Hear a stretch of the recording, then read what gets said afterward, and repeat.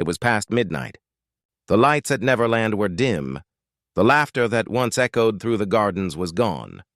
In his bedroom, surrounded by scattered papers, sketches, and a single unlit candle, Michael Jackson sat quietly, writing something that would never be seen until after his death.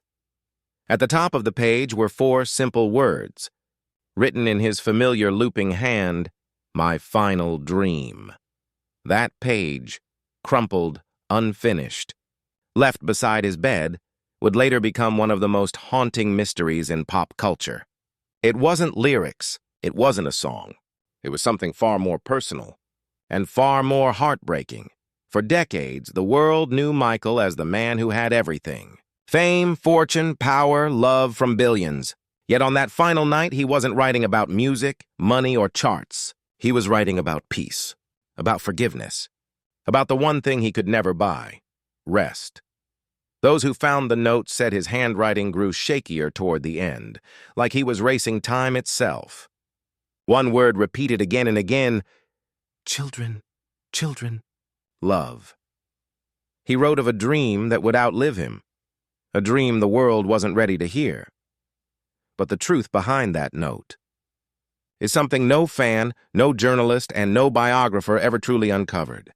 Because his final dream wasn't about what he did, it was about what he missed. The man who made the world dance could never find peace standing still. And so the question remains, what was Michael Jackson really searching for? When you look past the fame, past the spotlight, past the glittering glove, what did the most famous man on earth truly want before he left it?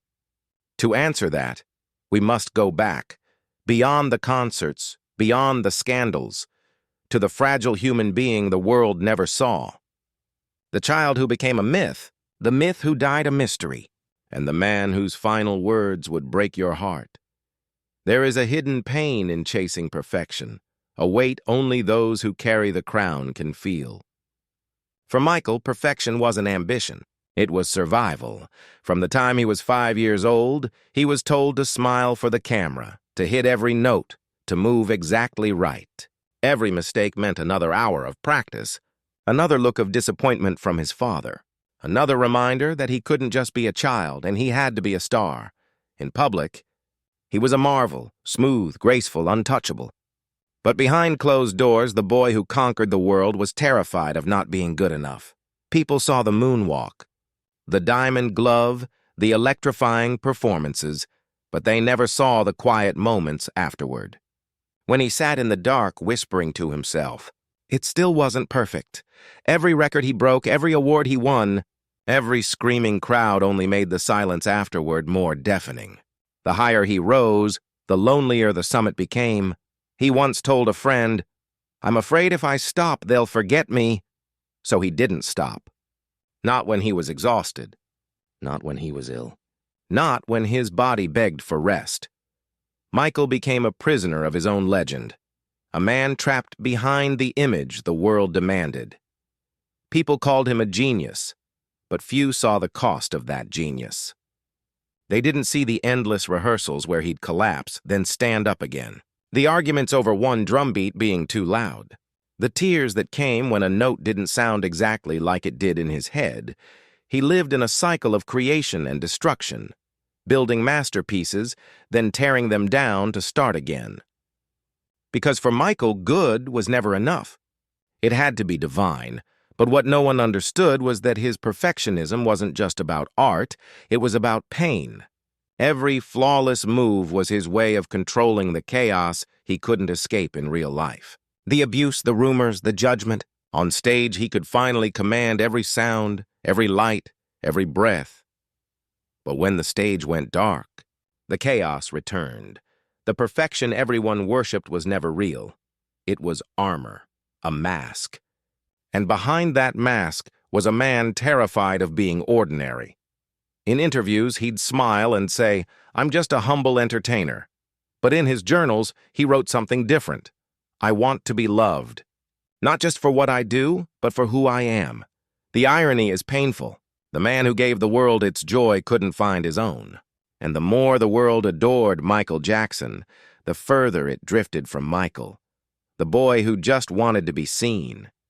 He built a kingdom called Neverland, filled it with laughter, color, and innocence, trying to rebuild the childhood he never had. But perfection can't replace peace, and the mask he wore so beautifully was slowly cracking. One night, after a long rehearsal, he looked at himself in the mirror and whispered, "Who am I now?" He stared at the reflection, the hair, the makeup, the icon, and quietly said, "I don't even know this person anymore, the king of pop."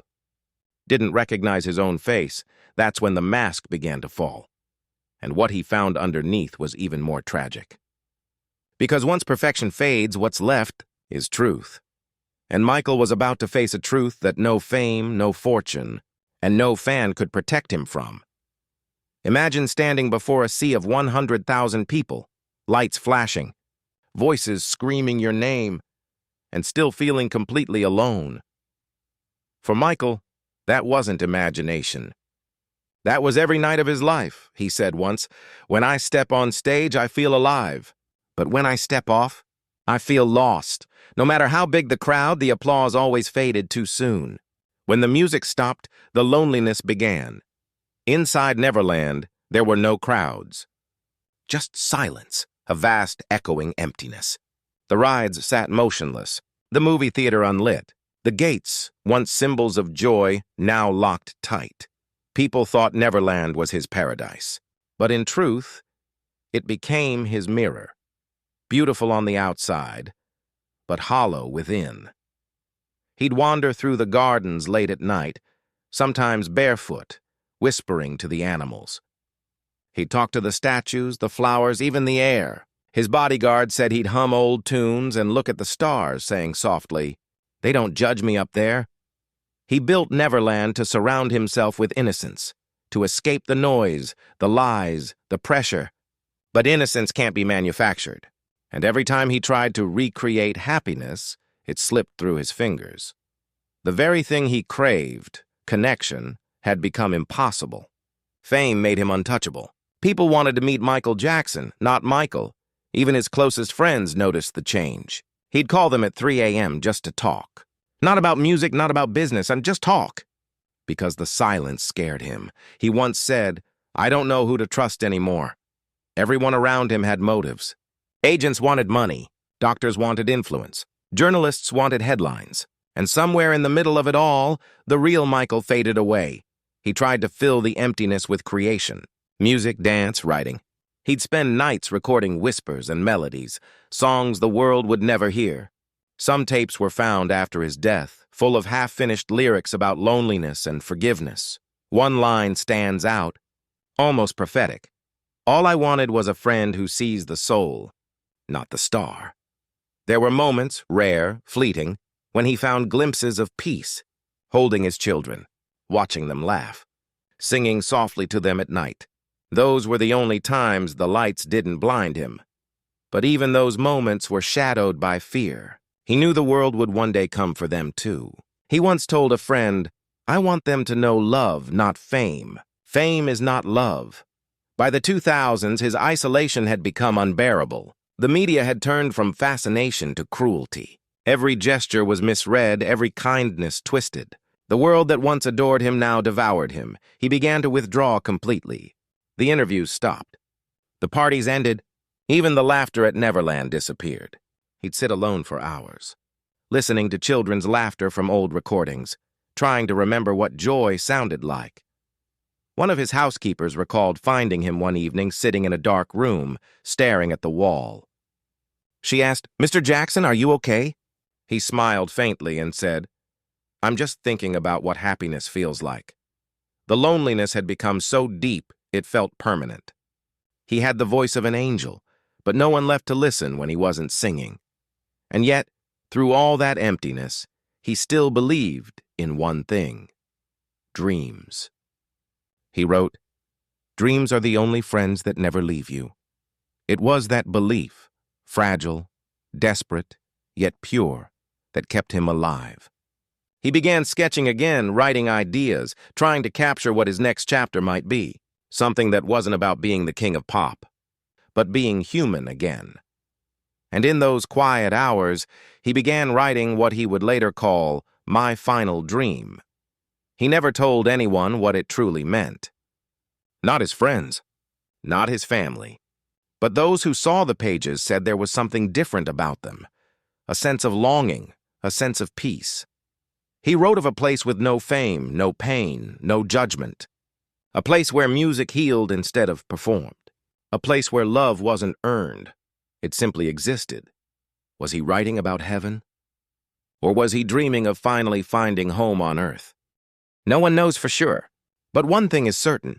By the time he finished those pages, Michael Jackson was no longer chasing perfection. He was searching for peace. And that search would lead him into a world even darker and more dangerous than loneliness itself. Because just when he thought he was close to finding his dream, the people around him would make sure he never reached it. Fame. It looks beautiful from a distance, golden, powerful, eternal. But up close, it burns. Michael once said, "The higher you go, the colder it gets." He wasn't talking about the weather. He was talking about the throne. By the late 1980s, the world had already crowned him the King of Pop. He carried that title with pride, but also with chains. Because kings don't get to rest. Kings don't get to break. Kings can't cry in public. Every step he took, every breath he drew, the world was watching. Every word became a headline, every silence a scandal. He had achieved what billions only dream of, and discovered that success was a cage lined with diamonds. He couldn't walk through a crowd without screams. Couldn't go to a store without chaos. Couldn't even eat in peace. He lived behind masks, tinted windows, and locked gates. And the worst part? The people he trusted most were the ones tightening those locks. The record executives who once praised him now saw him as a product. Every concert, every interview, every deal, another dollar, another demand. They didn't care if he was sick. They didn't care if he was tired. They only cared that Michael Jackson kept performing. He once told his sound engineer, "They don't see me as a person anymore. Just an investment." The burden became unbearable. He wanted to make art. They wanted to make profit. He wanted to heal. They wanted to sell tickets. Every time he tried to step away, they pulled him back. Every time he asked for space, they gave him deadlines. And when the media joined the hunt, the crown grew heavier. The same headlines that once worshipped him began tearing him apart. The man who had broken color barriers, who had inspired an entire generation, was now mocked for his appearance, his voice, his kindness. He'd open newspapers and see lies about his life, lies that would follow him forever. He once said quietly, "They're trying to destroy my soul." And yet, even as they tried, he kept creating. He poured his pain into songs like Stranger in Moscow and Earth Song. He wasn't just singing anymore. He was pleading. To be understood. To be believed. To be forgiven for simply being human. But the more he gave, the more they demanded. The King of Pop was no longer a man. He was a machine that couldn't stop. He began losing weight, losing sleep, losing trust. Doctors became his only friends. Pills became his only rest. And through it all, he wore the smile the world expected, the perfect, flawless Michael. But inside, the boy who had once sung "I Want You Back" was whispering something else. "I want myself back." That's when the note appeared. A scribble in one of his journals. There has to be more than this. He didn't mean fame. He didn't mean fortune. He meant life. Michael was still a dreamer, even in pain. He still believed there was something left to do. Something pure. Something healing. Something that would outlive the crown. That belief would lead him to his final dream. A dream that began quietly, beautifully, tragically, in a single word. This. It started as a whisper, an idea, a spark in the dark. Michael told his team in 2008, "This is it." At first, they thought he meant the tour, the comeback, the money, the glory. But to Michael, "This is it" meant something else entirely. He wanted to give the world one final message, one that wasn't about fame, but faith. Not religion, but belief. He wanted to remind people of what he had always tried to say through his music, that love is the only thing that truly heals. In his private notes found after his death, he wrote, "This is not a comeback. This is a calling." He envisioned a show that would unite people, not just fans, but humanity. A performance that would remind the world of compassion, forgiveness, and peace. Every song, every dance, every light, designed to heal hearts, not just entertain eyes. But behind the beauty of his vision was a man growing weaker by the day. Years of insomnia, anxiety, and pressure were eroding him. Still, he rehearsed harder than anyone. He'd stay up all night practicing, his body trembling, his voice barely holding on. Those who worked with him said he seemed to be chasing something beyond the stage, something almost spiritual. He'd stop mid-rehearsal, look up at the ceiling, and whisper, "They have to feel it. They have to feel the love." He wasn't talking about the audience anymore. He was talking about the world. The tour, This Is It, became his vessel. He saw it as his last offering, his final way to heal before he left this earth. In one journal entry he wrote, "I want to remind people how to dream again. We've forgotten." But even as he dreamed, the people around him had other plans. His managers saw numbers. His promoters saw profit. His doctors saw opportunity. They pushed him harder. More shows, more dates, more pressure. He said yes to everything, even when he wanted to say no, because he believed he was chosen for something greater. He told a friend, "I feel like God gave me one last mission, to bring light before I go." That line, "before I go," now sounds chilling. Behind the curtain, Michael was fading. He'd rehearse all day, then collapse into exhaustion. His hands would shake, his heart would race, his mind would spin. He couldn't sleep no matter what he tried. Night after night, he'd stare at the ceiling, eyes wide open, whispering to himself, "Just one more show, just one more." And yet, through all the pain, there was a strange peace in him, a kind of surrender. He began to talk about death, not with fear, but with acceptance. He told his bodyguard once, "If I die tomorrow, I just want people to know I tried to make them love again." Those close to him didn't take it seriously. They thought it was exhaustion talking.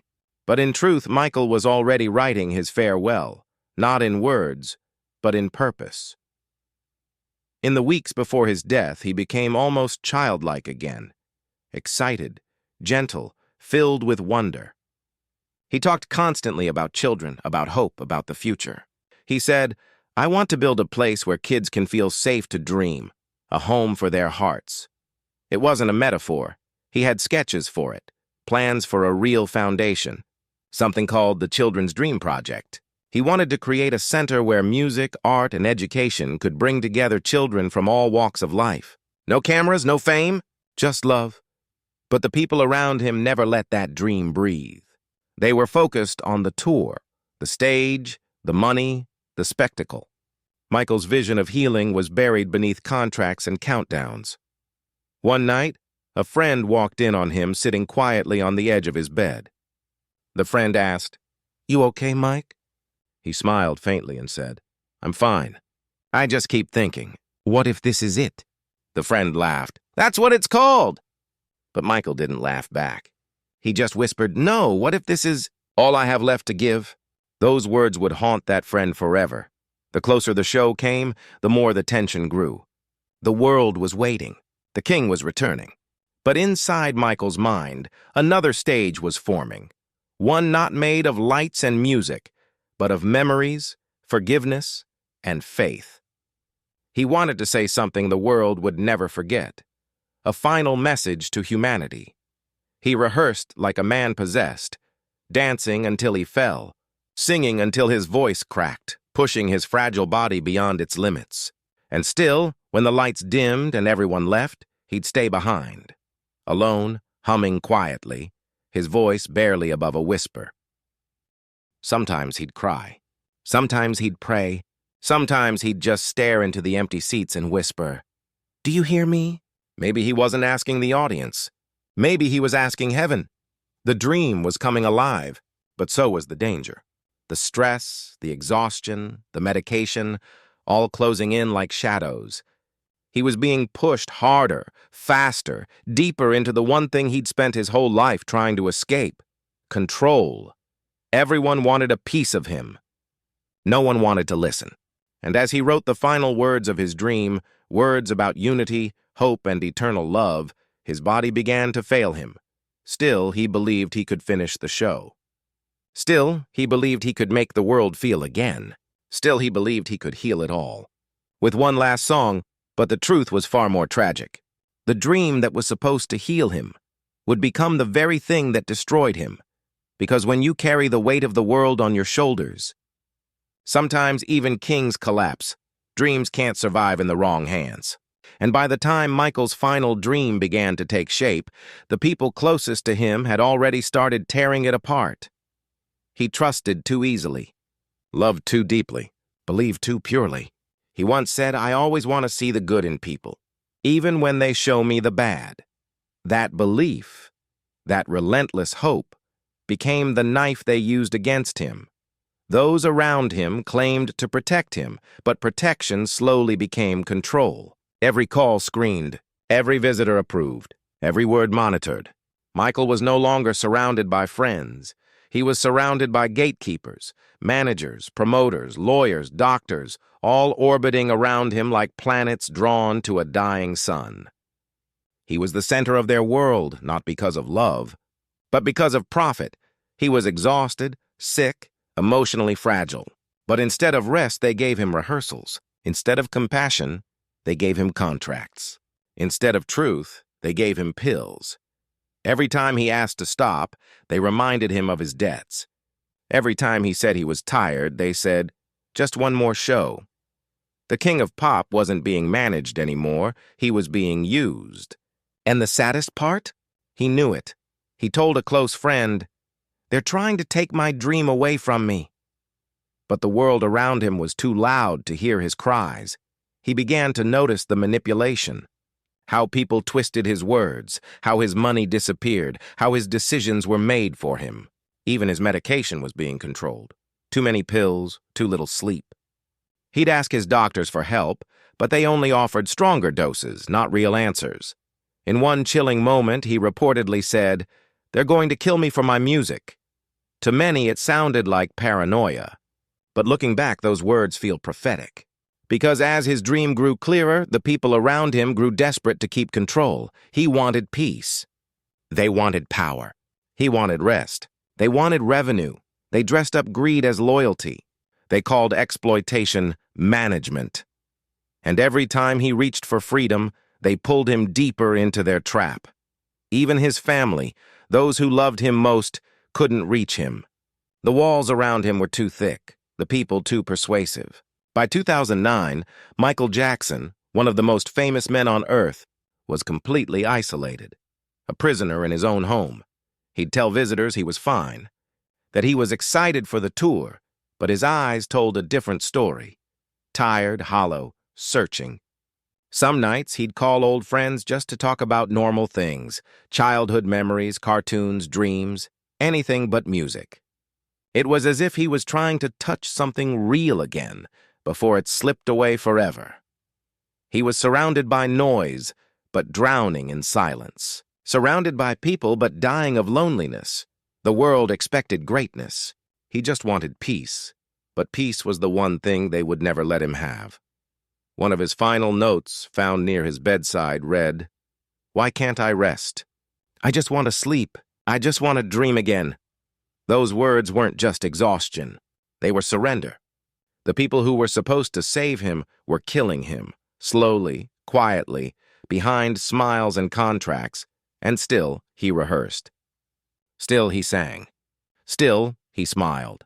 Because deep down, Michael believed that if he could finish This Is It, if he could just make it to that first concert, the dream would finally make sense. He believed that after giving everything, maybe, just maybe, the world would finally see his heart. He was wrong. The countdown had already begun. Every hour of rehearsal pushed his body closer to collapse. Every sleepless night brought him one step closer to the edge. Those around him saw the signs, the trembling hands, the slurred speech, the glassy eyes, but they ignored them. Because there were millions on the line, and in their world, money screamed louder than mercy. They called him difficult, unstable, unpredictable. But in truth, he was desperate. Desperate to be heard, desperate to be free, desperate to dream one last time before the world tore him apart. He once whispered, "I'm scared of dying before I finish what I started." The tragedy is that no one took him seriously. They didn't hear a warning. They heard an inconvenience. And as the final rehearsals neared, Michael's dream and the one built on peace, love and forgiveness, was being suffocated by the very people he thought were helping him create it.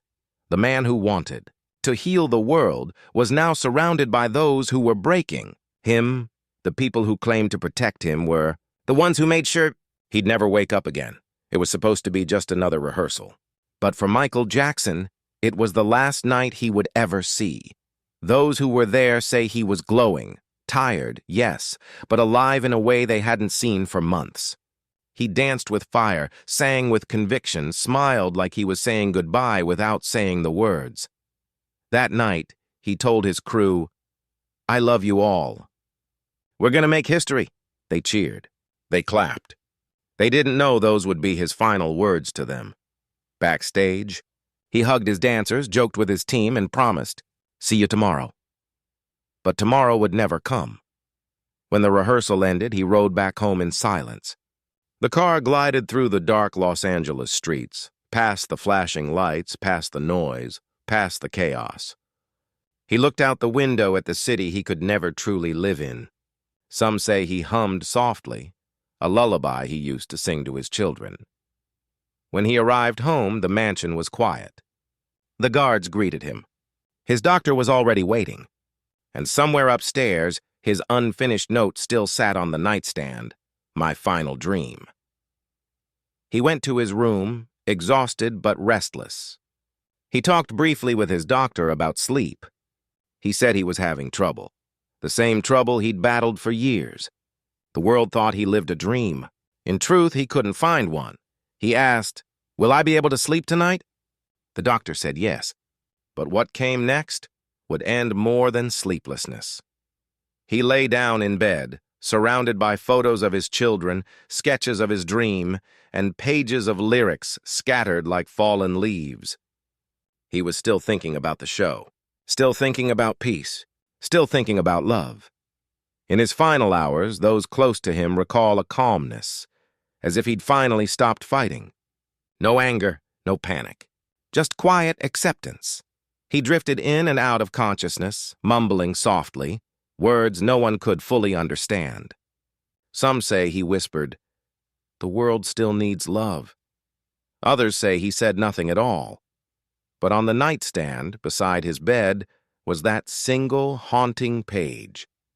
Half finished, torn at the corner. The ink smudged. It read, "My final dream is for the children. To see the world with new eyes, to heal the hurt, to forgive the hate, to love without fear." And below that, one unfinished line. "The music will," the rest was blank. No one knows what the last words were meant to be, but perhaps they were never meant to be written, only lived. As the night deepened, so did the silence. The world's greatest performer was finally still. The man who couldn't rest in life was about to find his only rest in death. When morning came, his team waited for him to arrive at rehearsal. The hours passed. The messages went unanswered. Then came the call, a voice trembling with disbelief. "Michael's not breathing." The world stopped. News cameras erupted. Fans collapsed. Cities fell silent. It felt impossible.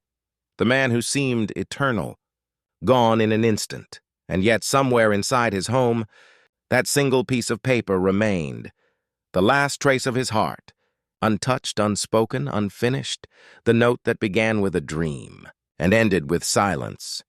That silence would echo across the planet. In the days to come, millions would gather to mourn. Songs would play, candles would burn, tears would fall. But beneath the grief, one question would linger. What was he trying to tell us? Because if you listen closely, through the noise, the scandals, the lies, you can almost hear his voice whispering still. Not on a stage, not in a studio, but from somewhere beyond. I wanted to heal the world. I wanted them to love again. And maybe that was his final message. Not written in words, but carved in the silence he left behind. The night before his death wasn't just an ending. It was the final note of a symphony only he could hear. A song of peace unfinished, waiting for the world to complete it. Because sometimes dreams don't die with the dreamer. Sometimes they wait, patiently, for someone else to carry them forward.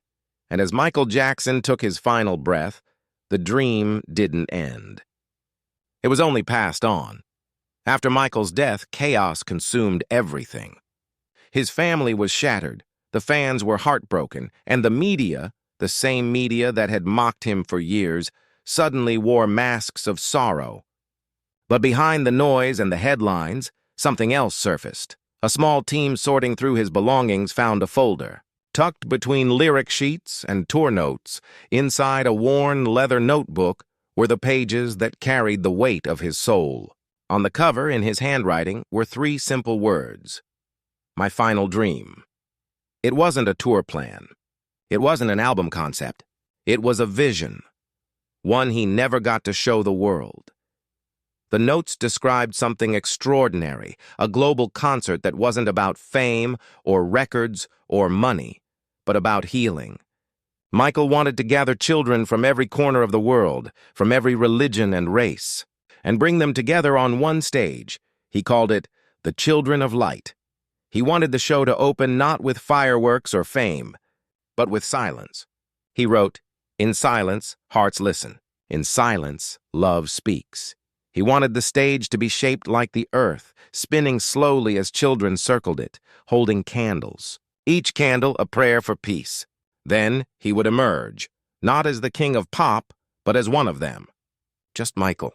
No crown, no throne, just love. He wrote, no dancers, no explosions, just the truth. Let them feel the heart, not the fame. He even detailed a song that had never been released. Its working title, Light of the World. The lyrics were unfinished, but one line stood out, underlined 3 times. If we can love beyond our scars, we can heal the world again. That was his dream. Not another hit, not another record, but a message. The same one he'd been trying to send all his life. He wanted to heal the division, the hatred, the pain. He wanted to remind humanity of something they had forgotten: empathy. And maybe that's why he was so desperate to finish This Is It. Because it wasn't just a concert to him, so it was the first step toward the final dream. But he never made it. When those pages were found, the words stopped abruptly halfway through a sentence. The dream will live on when... No one knows what came next. But maybe that was the point. Maybe he wanted us to finish the sentence. For decades, people only saw the performer, the glittering jacket, the moonwalk, the spotlight. But inside, there was a man trying to turn pain into peace, isolation into unity, and judgment into forgiveness. He wasn't chasing fame. He was chasing meaning. Those who read his notebook said it felt like reading scripture. His handwriting trembling, full of emotion, sometimes smudged with what looked like tears. It wasn't about perfection. It was about purpose. He even wrote a small prayer at the end of one page. Lord, let me be your instrument. Let the music reach where words cannot. And now, years later, those words strike differently. Because his voice still reaches places words cannot. Every song, every lyric, every heartbeat of his music still carries that same message. One the world didn't fully understand until it was too late. His dream wasn't for himself. It was for us. For the children crying in silence. For the broken souls looking for light. He wanted his legacy to be more than rhythm. He wanted it to be redemption. And that is why his final dream wasn't just heartbreaking. It was prophetic. He saw what was coming. The anger, the division, the loss of humanity. He felt it long before the world did. He once said in an interview, "If I stop singing about love, the world will forget it." And when he died, the silence that followed felt like the world had forgotten. But in those pages, in that fragile notebook, there was hope. Hope that someone would find it. Hope that someone would continue it. because Michael never meant to end the dream with him. He meant to pass it on. That was the secret hidden in his final message. Not an ending, but a beginning waiting for someone brave enough to carry it.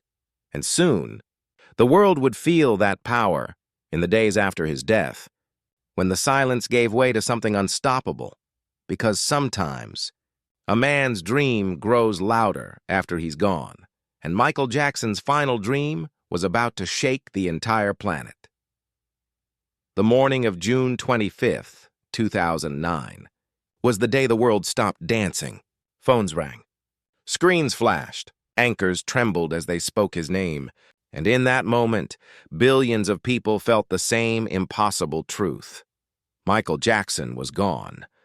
But something strange happened next. The world didn't just mourn him, it moved together.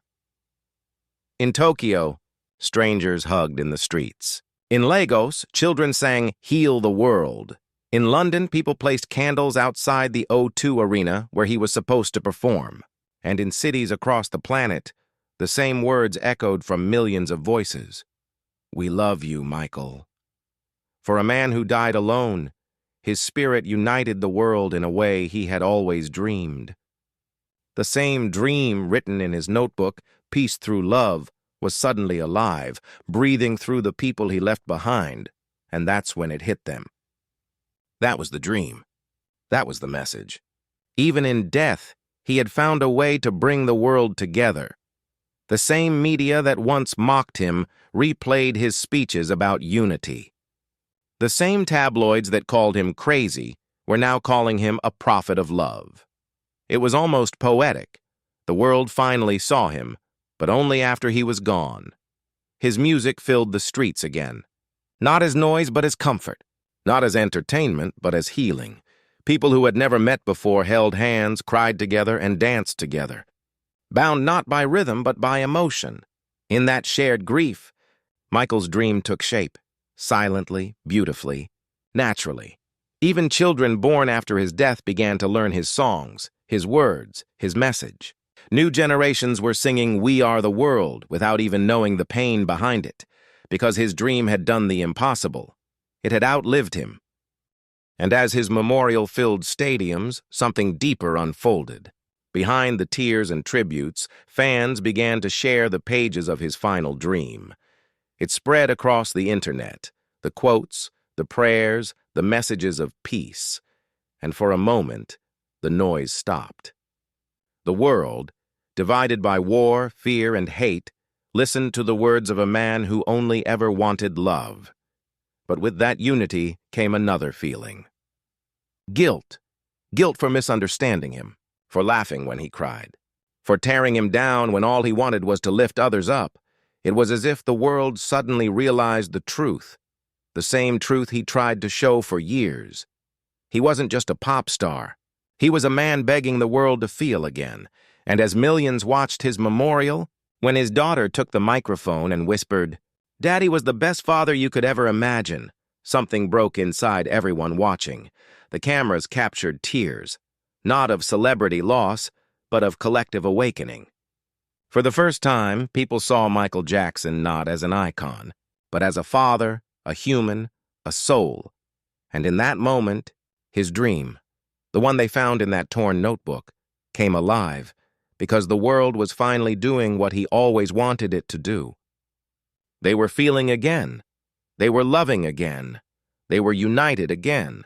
The same man they accused, mocked and isolated, had brought humanity back to its knees, not with a song, not with a dance, but with silence.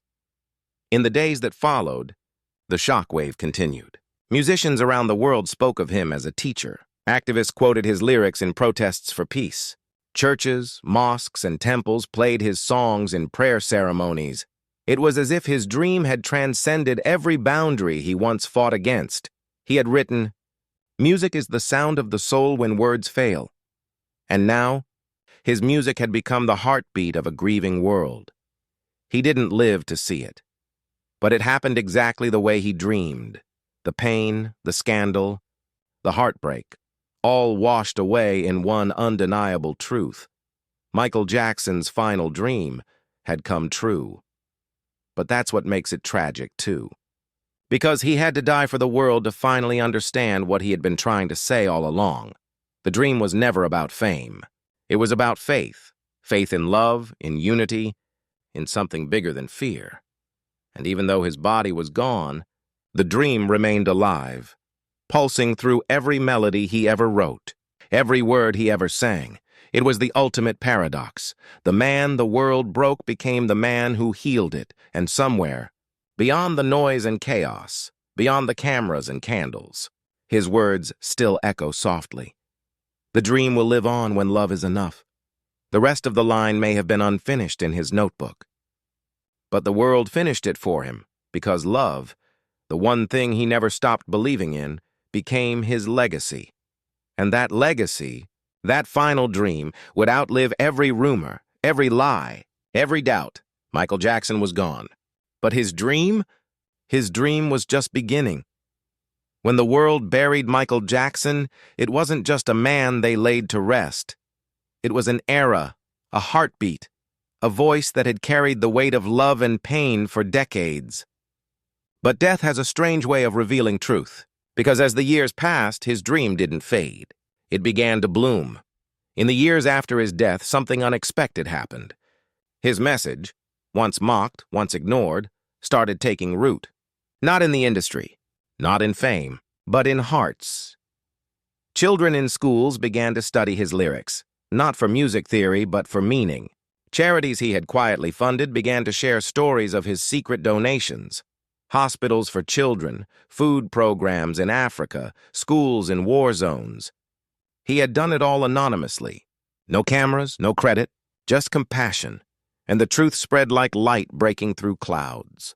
The world began to see the man behind the mask, the father behind the fame, the soul behind the sound. In the silence he left behind, his art began to speak louder. Songs like Earth Song, Heal the World, and Man in the Mirror found new meaning. People listened, truly listened, for the first time. If you want to make the world a better place, take a look at yourself and then make a change. Those words became more than lyrics. They became a challenge, and around the world, millions accepted it. From dance groups to activists, from classrooms to refugee camps, people began living his message. Michael's dream had slipped free of the music business, free of the tabloids, free of the walls that once confined him. It belonged to the people now, and perhaps that was how he wanted it. In one of his old interviews, he once said, "When I'm gone, I want my songs to keep doing what I tried to do while I was here, heal hearts." That's exactly what happened. Every tribute performance, every child singing "We Are the World," every voice crying out for love and justice, they were all pieces of his dream taking shape in a world that once rejected it. The same world that doubted him was now echoing him. The same world that tore him down was now lifting him up. But beneath the celebration, a deeper truth lingered. His story had become a mirror. Because the tragedy of Michael Jackson wasn't just about fame or death. It was about what happens when a man full of love meets a world full of judgment. He gave everything. And in the end, that giving became his legacy. Artists across generations began to admit how deeply he had influenced them, not just in music, but in heart. From stage legends to young performers, they all said the same thing. He made us believe that love could change the world. And that belief, that relentless hope, became the flame that refused to die. Even his children, Prince, Paris, and Blanket, grew up carrying his message forward. They didn't chase fame. They chased meaning. They spoke of their father's kindness, his humility, his laughter. Paris once said, "He taught me to give, even when the world takes everything from you." Those words could have come straight from his diary. And as years turned into decades, the world realized that his dream wasn't tied to his lifetime. It was a current running through generations, silent, invisible, unstoppable. Charities still bear his name. Fans still plant trees in his honor. Doctors still quote his songs in healing programs for children. He's no longer just the king of Pop. He's the king of hearts, the man who turned pain into poetry and fame into faith, but the most powerful proof of his legacy isn't found in museums or awards. It's found in moments, quiet, ordinary moments, where his spirit still speaks. A child singing "Heal the World" on a street corner. A protester holding a sign that says, "Love lives here." A mother telling her son, "Be kind," just like Michael was. His dream lives in those moments. Soft, subtle, eternal. Because Michael Jackson's final dream wasn't about him. It was about us. What we would do after he was gone. Would we keep fighting each other? Would we keep judging, mocking, dividing? Or would we finally listen?